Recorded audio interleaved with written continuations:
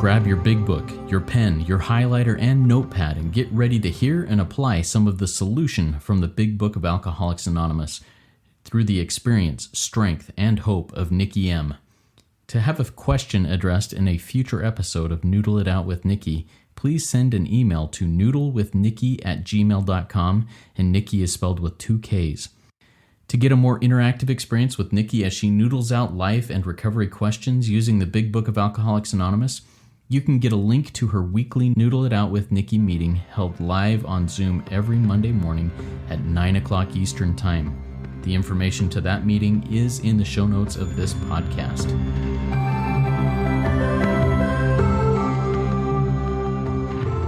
God morning, God afternoon, and God evening to all. My name is Justin V, and I am a son of an all-powerful and all-loving God and a qualifying addict of multiple fellowships, living in the miracle of recovery. What a miracle that is. And I'm here with the intelligent agent, spearhead of God's ever-advancing creation, and my co-host, Nikki M. Nikki, tell us a little bit about what you've got going later today and what you're looking forward to today. Well, today's a holiday in Canada. I think we call it, I want to say Canada Day. I was raised in America, and then I've been here 30 years in Canada, but I just get like, it's today, but it was July 4th in your country last month. I think it's Canada Day here. I know it's Caribana weekend, which we celebrate. We have a lot of Caribbean people in Toronto, and we've got maybe 1 million Americans up here jumping up in their costumes. It's a big holiday weekend. So I'm going to go to my friends. It's a little gloomy out, but they have an indoor pool. So any reason to, she's going to cook me lunch. They are in program. We're going to talk God. I'm with my people. God is great. Thank you for reminding me what I have planned after this. Awesome. Love it. And I wish you the best day and best connection with others today. Awesome.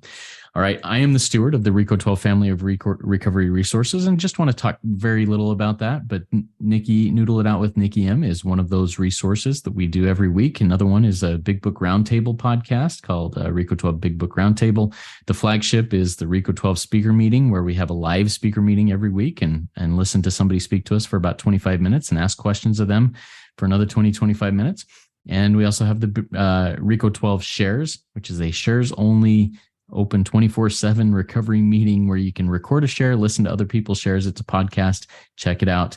And just really excited about this. In the Noodle It Out with Nikki M, we dive deep into the big book with everyday situations, questions, things that we encounter in our lives, in our recovery and working with others. And we jump into the big book as Nikki swims around through there and just really digs out some nuggets there. And this is kind of a way that you can use this as a model when you're working with sponsees, when you're working with others, and when you're living your life. Use these insights and get into doing that. So grab your big book, grab a piece of paper, get ready to run around, make notes, and let's get into it. Nikki, today's question comes from something that I ran into this last week, and I've run into it many times, but I had a sponsee send me a message, and he said, I am so hyper-focused on not using or drinking or acting out that I'm insane and keep running into the obsession of using, drinking, or acting out. All I'm doing is focusing on not doing it, and I'm going insane because I'm just running into it all over the place. What does the big book say? What is your experience, strength, and hope, Nikki? Okay, this is my favorite kind of person who is like a dry drunk is what we like to call. They're basically suffering. Everyone roll your book into page 52. And this is why they say in the long form of tradition 3, not the short form. And I do like to read it, and I'll read it real quick because everyone's like, well, what's Nikki talking about? Maybe, Nikki and Justin, it doesn't matter what we suffer from. Alcohol, drugs, what food, scrolling. You can name a barrage of addictions.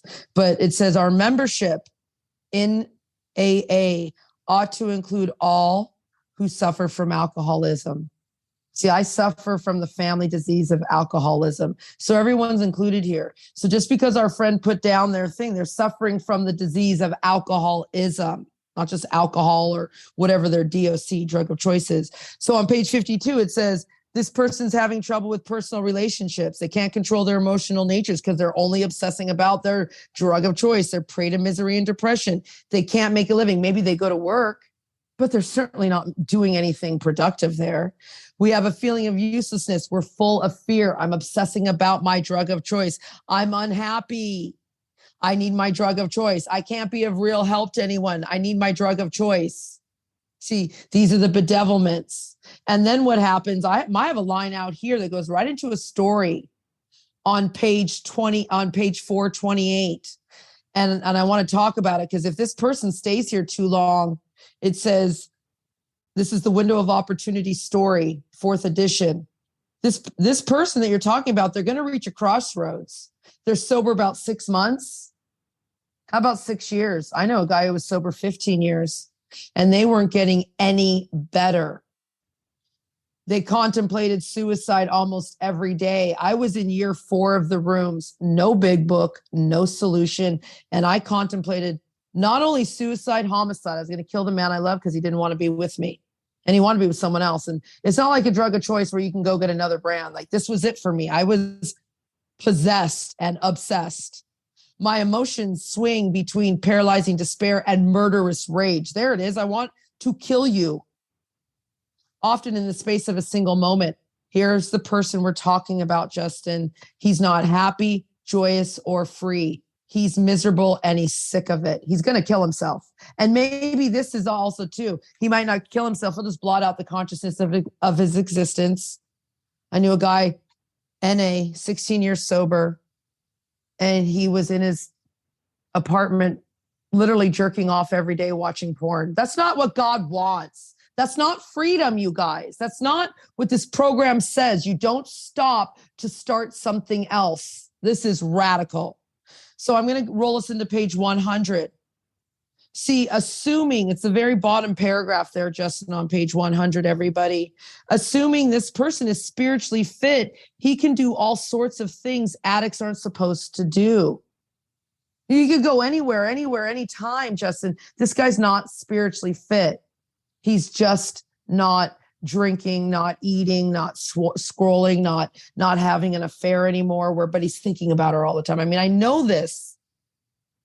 And it says right here, if you roll your eyes even up to page 100, it says, it is dependent upon his relationship with God, not on stop drinking. That's the very first top. Because if I look down, like where it says, remind the prospect on page 99, like so we can get to the beginning of the sentence, remind the guy, your prospect, your fellow, your people, that your recovery, your happiness is not dependent upon people, your drugs, your government, Nikki. You can be happy anywhere. It's dependent upon your relationship with God. Go further down, remind him that you and the new person must walk day by day a path of spiritual progress. You're not perfect, but you've got to do more. So go deeper with him. Is he working a 12-step program? First question I asked someone on Noodle today, are you sponsoring? Answer was no. Well, boom. There's nothing more to talk about. This is a 12-step program, not a stop drinking, stop doing all these things that we should not mention, not only in the rooms, but on a podcast. Because people don't need, you need to know out there, this is Justin and I. This is our moral. It doesn't say action defects. It says, Justin and I have made a searching and fearless moral. And I know Justin and Justin knows me, so I can just say what our moral defects are. False pride, arrogance, self-loathing, rude, suspicious, envious, selfish, self-seeking, dishonest, inconsiderate, greedy, lustful, hate. Am I about right, Justin? Lazy. Yeah. impatient. Make sure you put lazy and procrastination in there for me. Yep. Yeah. I'll put a double check. I have sloth. I mean, the deadly sin. There we go. Impatient. That's what we share in the rooms.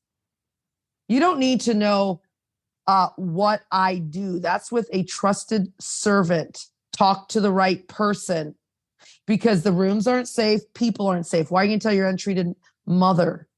Come on, wake yourself up, people. So assuming your guy's spiritually fit, he can go anywhere. And then if I look at page 101, just roll your eyes across. See, we meet these conditions every day. What condition? Well, let's just say this guy's an alcoholic and he's out there and he's like, oh, Well, there's hot chicks with I'm at Hooters. There's a Hooters around the corner and they're serving beer and wings. And I love food and women and beer and a shot to go with it. I mean, he's a hot mess. We meet these conditions every day. I live in downtown Toronto. I mean, it's Sodom and Gomorrah right now.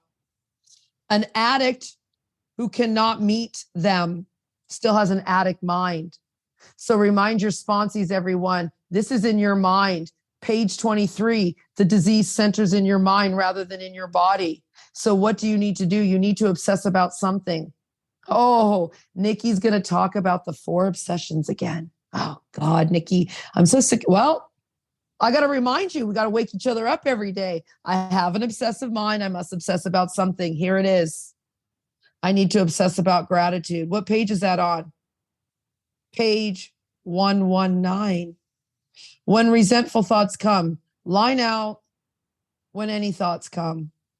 When the thought of cocaine comes, when the thought of food comes, when the thought of her, when the thought of how my government held me hostage for 3 years comes. I'm to pause. Pause land. Oh, everything's lovely in pause land, everybody. So beautiful there. It's heaven on earth. And then I count my blessings. And then I get into the reality. Nikki, no one's dead. Then you're going to have real problems. That's number 1. I have a sponsor who says, honey, no one's dead. And if they are, then you can call me. It's literally that serious. Otherwise, get to God. Get to God. Get to taking action. So I pause and I obsess about my blessings. Then number 2, our job is to be helpful. Is what you're thinking helpful, everybody? You're thinking about your drug of choice. That's not helpful. Why don't you go think about someone besides yourself, you selfish and self-centered, lazy sloth of a human, Nikki. So, well, that's what the book says. It says it a little kinder. But I got to wake people up because they're dying. And they're grown adults. So your job is to be helpful. And if you don't know why you have to be helpful, because it says it on page 102, but it says on page 77 that your purpose is to serve God's people. That's your purpose. You got to get serious about God and then God gets serious about you. Don't get serious about obsessing about your children becoming that brain surgeon you always wanted them to be. Why are you even looking at them? God has a plan for them. You don't know the blueprint for everyone's life.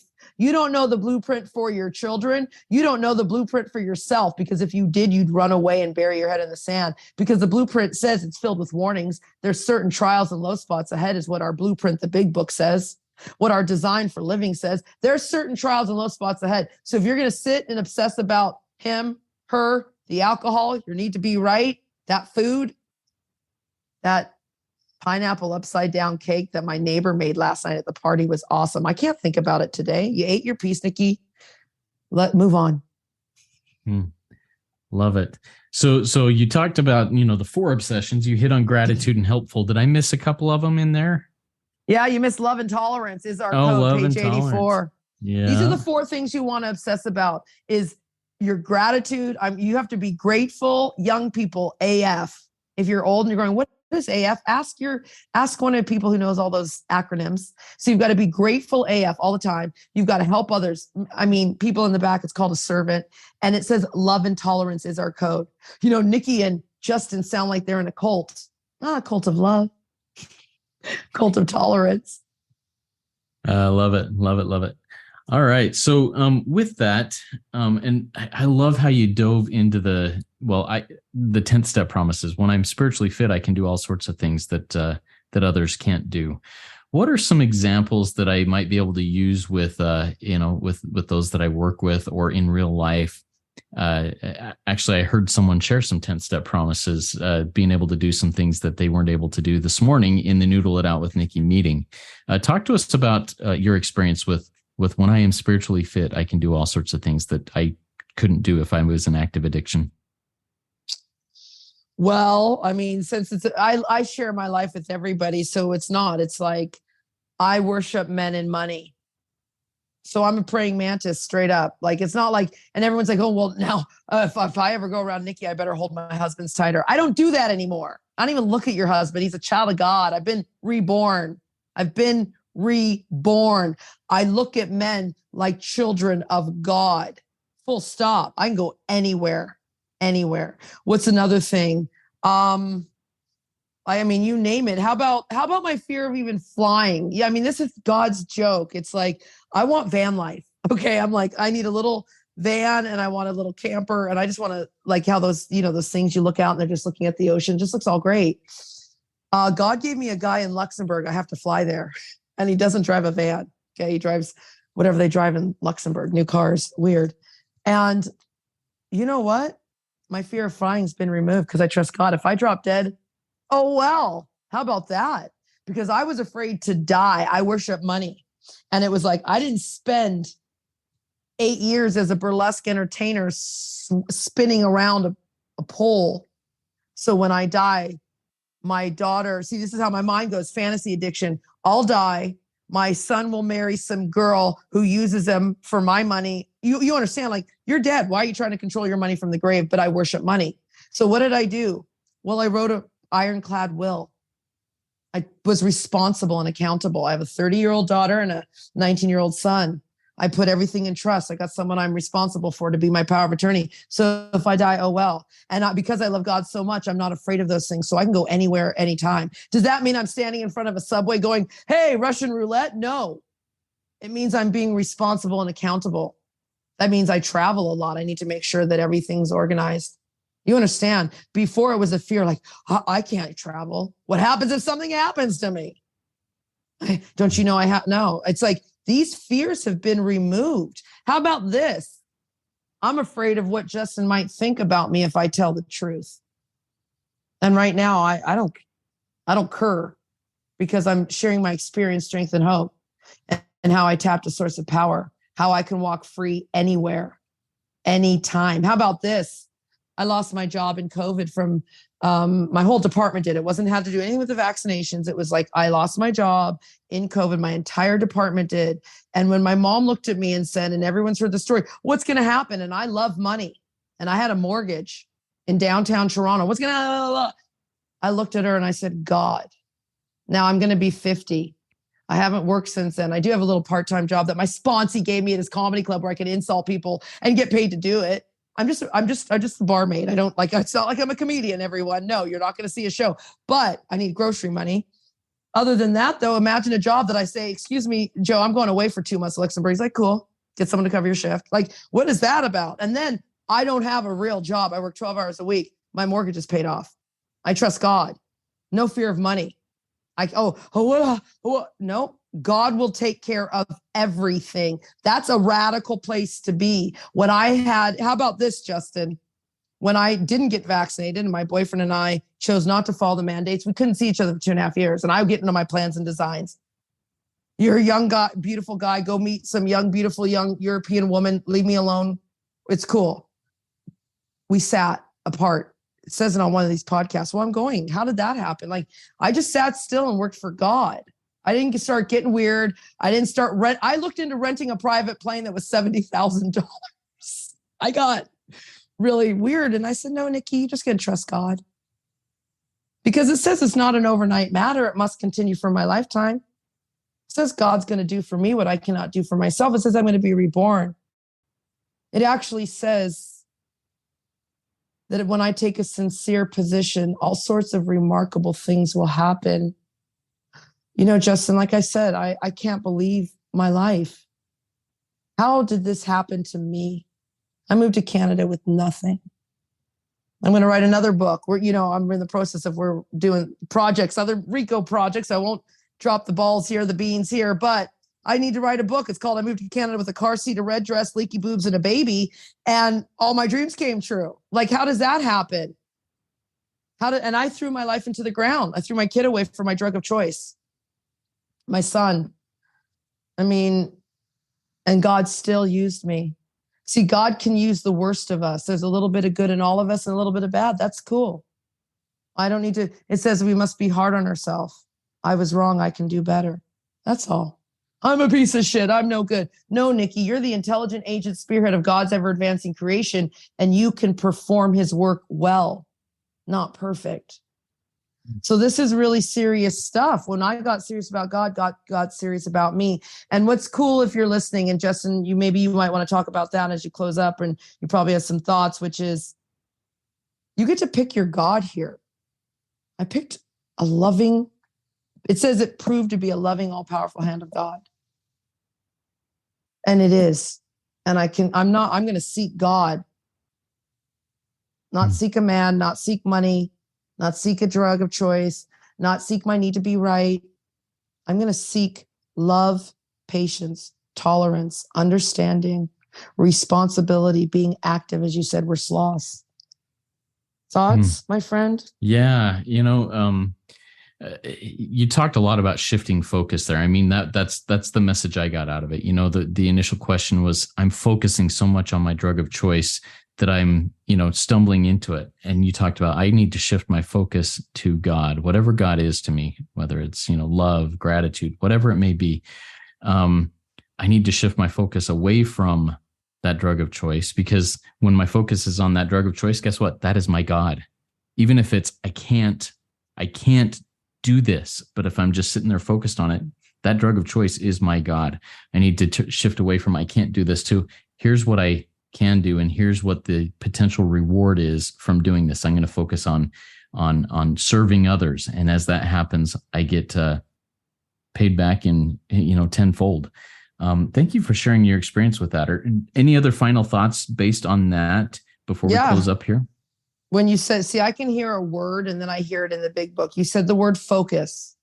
So everybody, you want to know how does Nikki know the book? I remember where the word focus is. And my highest education is from the School of Hard Knocks. My highest education I have a PhD from the School of Hard Knocks. Okay. So here it is, page 419. And it's the second paragraph. And I like this. It says, I can do the same thing with an AA meeting. The more I focus on its defects, the late start, the long drunkalogs, the cigarette smokes, the awful people, the worse the meeting becomes. But when I try to see what I can add to the meeting, when I try and see what I can add to life rather than what I can get out of life, when I focus my mind on what's good about it, what's good about the people, what's good about my life, what's good about my government, what was good about COVID, Nikki, what was good about a 2.5-year break from your man so you could learn how to love God more, so you could present as a wife, rather than what's wrong with it. The meeting, my life, the human race keeps getting better and better. Justin, when I focus on what's good today, I have a good day. I'm going to go swimming. When I focus on what's bad, well, the weather, I want to go outside, not indoors. Okay, fine. I have a bad day. When I focus on a problem, the problem increases. And if I focus on the answer increases. That's page 419. And then I'm going to go here one more time too, because we talked about worshiping. Oh, well, worshiping the drug of choice, whatever it may be. Some of us worship our children. We worship ourselves. And here it is, page 54. We found too that Nikki found too that Nikki had been worshipers. What a state of mental goose flesh that used to bring on. Oh, your mouth starts to salivate. Your body gets sweaty. You start to get all pulsating in places you shouldn't. Had we not variously worshiped people, big yes, sediment, line out yes, things. I worship things. Money. I'm a retired stripper. I worship money and myself. I'm only thinking about myself. My line out says, worship God. Worship the spiritual principles, everybody. Get a big God and worship that, because it's limitless expansion here. When you tell the mountain to move, it moves. And I have power. Justin, I tapped a source of power. When I use that power, some people know me. It can go real AWOL when I use it for the bad. But when I use it for the greater good, you know my line. Come on, just miracles. Boom. Love it, Nikki. I think I'm going to close this up with this basic phrase and idea. When I focus on the problem, I start worshiping the problem. When I focus on the solution, my worship is turned to something that is real, that is not counterfeit, that is eternal, that is not just, hey, a quick 30-second solution here, or quick 2-hour solution. This is a lifelong solution. And when I'm focused on that and I worship that, life becomes real. Life becomes good. Life becomes not easy, but life becomes worth it and meaningful. And I think that for me is my focus. I want life to be meaningful. And when I focus on meaning happens. Thanks for your time, Nikki. Everybody keep coming back. It works when I work it. So work it. You are worth it.